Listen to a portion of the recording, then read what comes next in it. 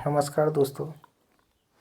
परीक्षा उपयोगी विशिष्ट तथ्य जैसा कि आप देख ही रहे होंगे, जो कि आपके विभिन्न एग्जाम्स में देखने को मिलते हैं। सबसे पहला क्वेश्चन की अगर बात करते हैं हम, और इसी प्रकार से जो आपके क्वेश्चन हैं पूछे जाते हैं कि जो कर्ता और क्रिया के मध्य संबंध स्थापित कर कर्म की सूचना प्रकट करते हैं, क्या कहलाते हैं? तो वे कहलाते हैं कारक। ये डैश जो लगा है बीच में, अथवा, इसका मतलब होता है अथवा विभक्ति। तो वे जो कर्ता और क्रिया के मध्य जो संबंध स्थापित कर कर्म की सूचना प्रकट करते हैं, कर्म के बारे में बताते हैं, उन्हें कारक या विभक्ति चिन्ह, कारक या विभक्ति कहते हैं।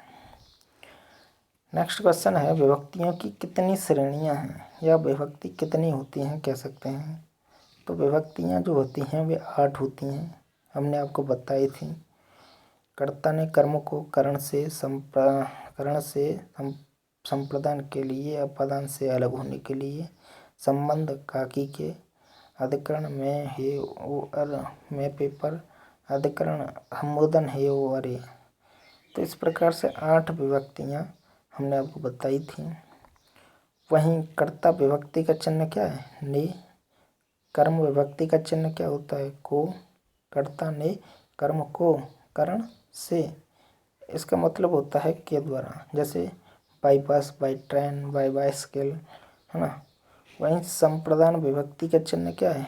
को या के लिए, जैसे राजा ब्राह्मण के लिए गाय देता है, तो इसमें किसी के लिए कुछ देना भी शामिल होता है।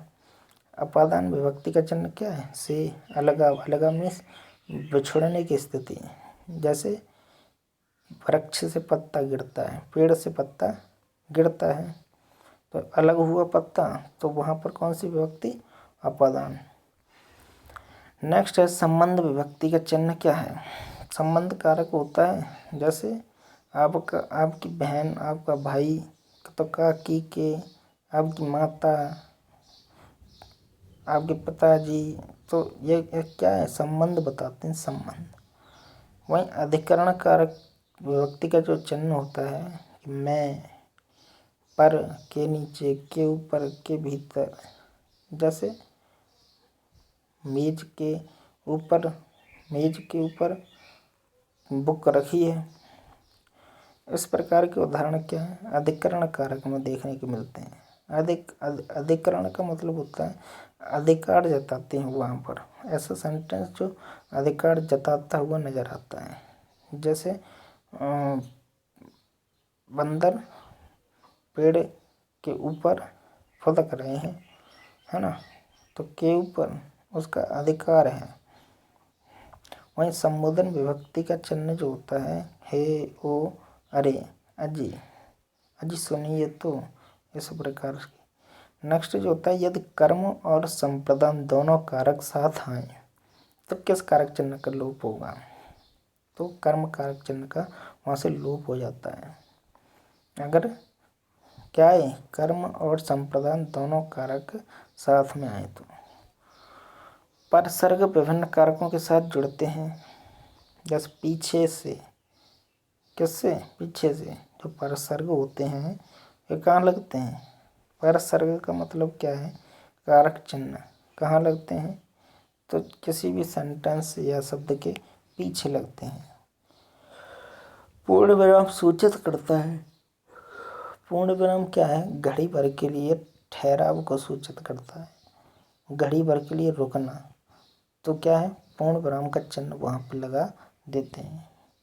वहीं विस्मयादिबोधक चिन्ह से प्रकट होता है, तो इससे हमें आश्चर्य होता है, भय होता है, हर्ष होता है, हर्ष मीन्स खुशी, शोक मीन्स दुख, विषाद मीन्स पीड़ा कह सकते हैं। प्रश्नवाचक चिन्ह से प्रकट होता है संदेह अथवा जिज्ञासा। कोष्टक चिन्हों की संख्या कितनी होती है? तो हमने आपको बताया, एक तो छोटा कोष्टक, जैसे अंग्रेजी में जो चलते हैं, छोटा कोष्टक, मझला कोष्टक, और एक होता है बड़ा कोष्टक। 3 प्रकार के जो कोष्टक हैं आपको देखने को मिले। लघु कोष्टक व्यक्त करता है किसको? तो यह स्पष्टीकरण व्यक्त करता है क्या जो स्पष्ट हो रहा है। जैसे गजाधर किसको कहा गया? गणेश को। लंबोदर गणेश। तो उस प्रकार के व्यक्त करता है स्पष्टीकरण को, किसी के नाम आदि को। सर्पाकार कोष्टक व्यक्त करता है। तो हमने देखा कि जो सर्पाकार कोष्टक जो होता है वह इस प्रकार से होता है ना। सर्पाकार कोष्टक जो होता है इस प्रकार से होता है। तो यह 2 पदों के मध्य जो संबंध है उसको व्यक्त करता है। वहीं वर्गाकार कोष्टक क्या व्यक्त करता है? भूल सुधार या अनुवाद को।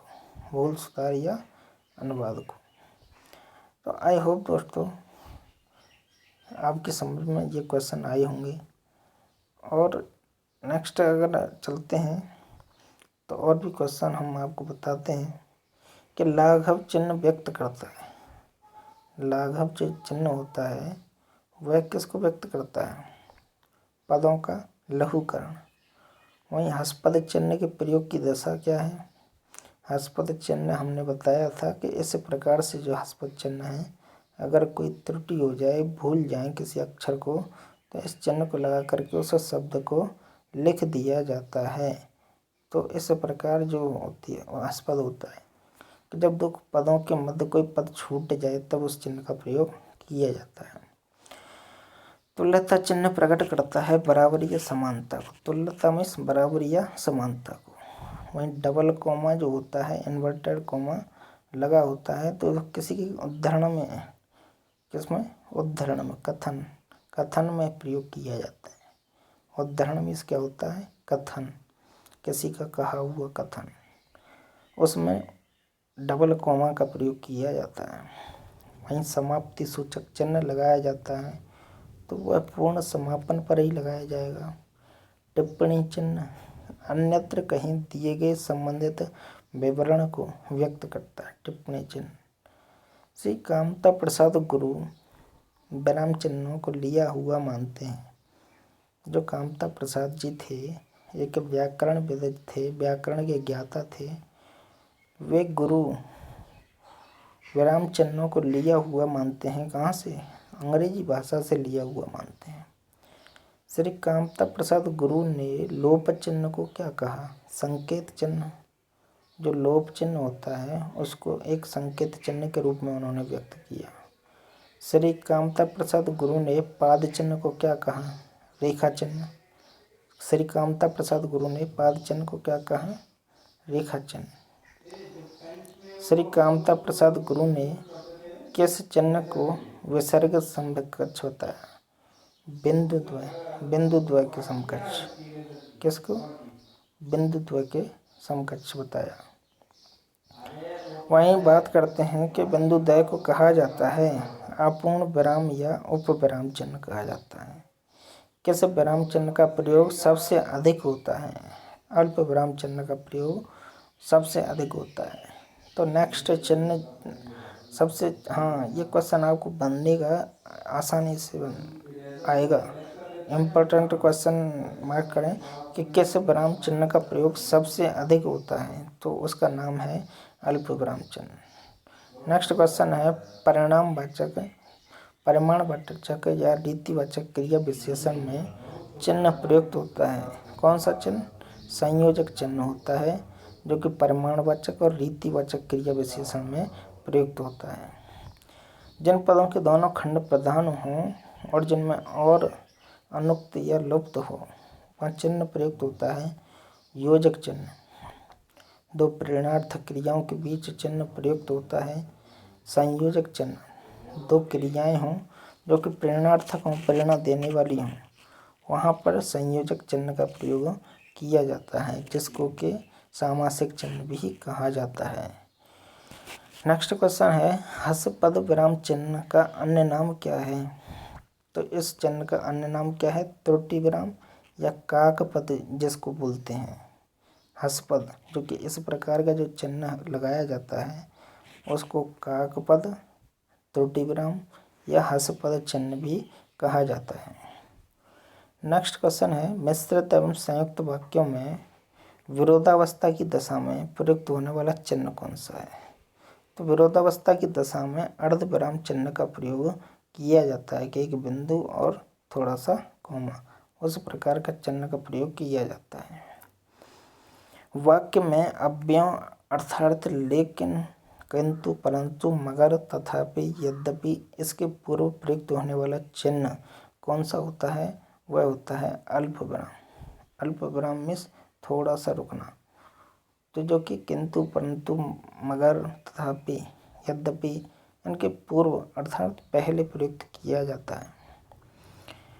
करणवाचक क्रिया विशेषण में विराम चिन्ह प्रयुक्त होता है अर्धविराम चिन्ह। तो करण मीन्स से, कर्ता ने कर्म को करण से के द्वारा जो अर्थ में प्रयुक्त होता है, के द्वारा के अर्थ में, तो उसमें क्या है अर्धविराम चिन्ह का प्रयुक्त होता है। समानाधिकरण शब्दों के मध्य विराम चिन्ह का प्रयोग होता है, तो अल्प विराम चिन्ह का प्रयोग होता है। इस प्रकार का अल्प विराम चिन्ह, इसमें समानाधिकरण शब्दों के मध्य में वाक्यों में जब एक ही कार्य की कई संज्ञाएं आए तो उनके बीच प्रयुक्त होने वाला चिन्ह, एक ही प्रकार की संज्ञाएं आए तो अल्प विराम चिन्ह का प्रयोग होता है। नेक्स्ट क्वेश्चन है कि विराम चिन्हों का प्रयोग उपयुक्त प्रयोग न करने से वाक्य का नष्ट होगा क्या, अर्थ नष्ट होगा, उसकी लय नष्ट हो जाएगी और उसका उद्देश्य नष्ट हो जाएगा। कब के वाक्य में अगर विराम चिन्हों का उपयुक्त प्रयोग न किया जाए तो क्या होगा, उसका अर्थ, उसकी लय और उसके उद्देश्य जो है और उसका जो पढ़ने का तरीका है वह सब गड़बड़ा जाएगा, कह सकते हैं। तो आई होप दोस्तों आपको वीडियो पसंद आई हो तो लाइक करें, चैनल को अगर अभी तक आपने सब्सक्राइब नहीं किया तो सब्सक्राइब करें और वीडियो को अपने मित्रों के साथ शेयर करें, जिससे कि वो हिंदी विषय को लेकर के आने वाले एग्जाम्स में जो भी क्वेश्चन बनते हैं वे यहाँ से पढ़ सकें। धन्यवाद।